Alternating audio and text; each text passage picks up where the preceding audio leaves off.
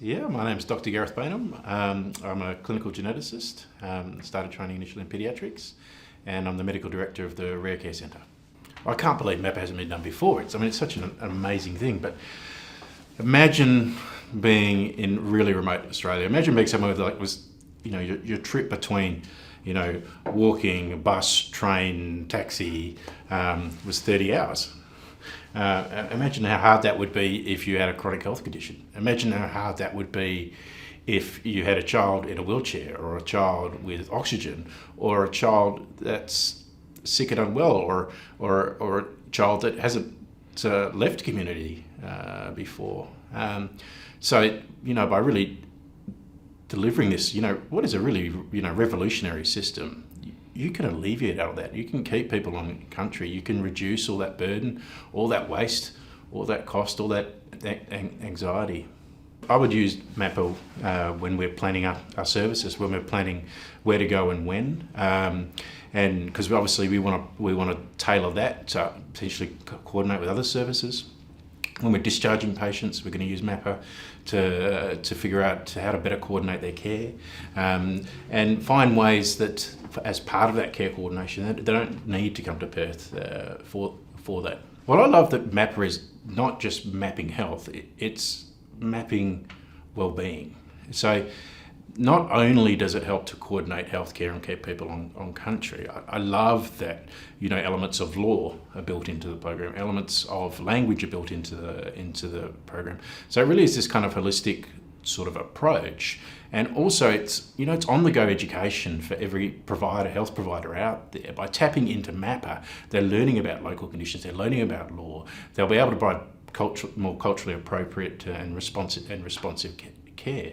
So it's not just a signpost, it's also a gold mine of education, and education that's the right sort of education at the right time for the right place. Well, I think there's so many benefits for remote patients.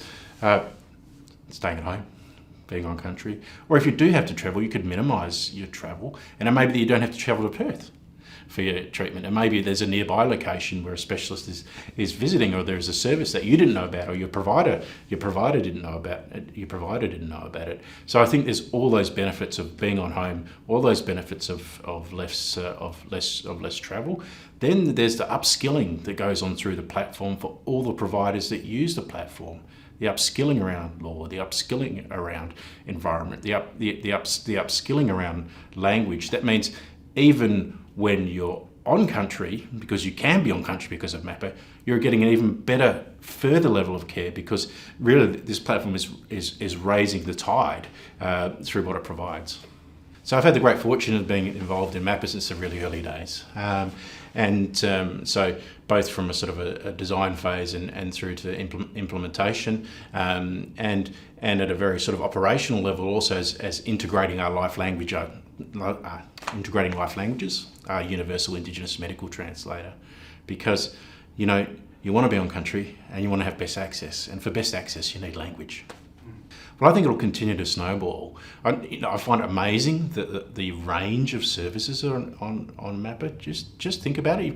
You've got public and private health services across the state and further abroad, all accessible through one platform. Now, just figuring out what's accessible in your own institution is tricky. Having a statewide single source of truth for public and private sector care along a breadth of things, including health, socioeconomic well-being, etc., is part of the magic.